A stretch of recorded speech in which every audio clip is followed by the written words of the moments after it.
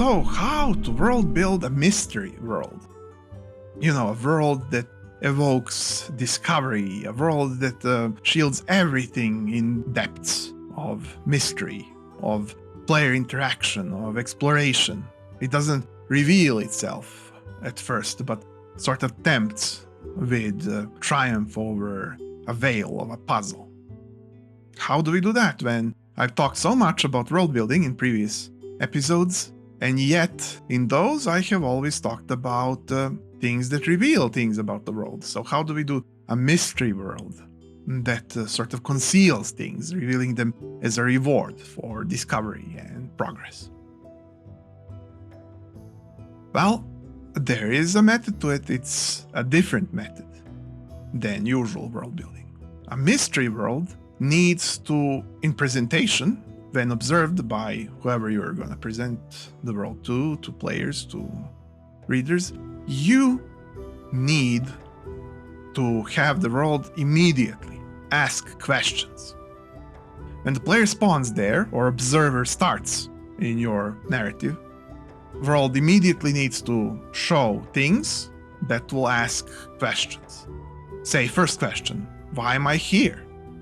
That's why amnesia is so popular in games and novels, because it asks an immediate question. But we can, when we are observant of this, when we know this, we can ask whatever questions with whatever mechanics we want. We don't need to go for repetitious stuff that people just copy-pasted you to not actually knowing what it's about.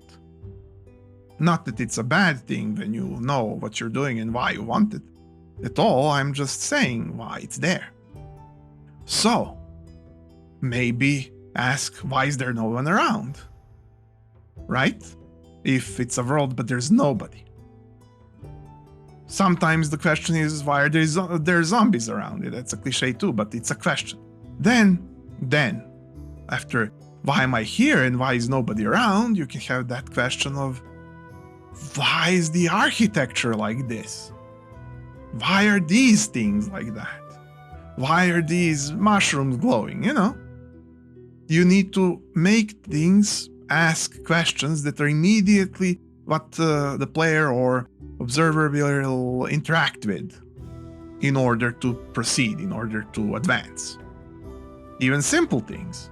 So in that principle of follow the yellow brick road, you pave some yellow brick roads here and there that obviously serve some sort of purpose, but now they're asking you why. Why is there that? Why does it need to be walked on? Why is it yellow? Why is it made out of brick? Why? You want the world to have reason behind it, but you want it to ask those questions very immediately, very powerfully. And then you can exchange answered questions that are low-level questions that are easily answerable. For example, you can have that, why are these levers here with, well, it's a technologically set up system that, you move levers to solve puzzles. That's a cliche too, but, that's a low-level question that is answered pretty fast, but then you have other questions that are deeper, that get revealed later. You can have that question later of, oh, but why did this civilization disappear? Or why was this thing locked away? Why did this thing not open? What did I do? What did I press? What did I, what lever did I pull?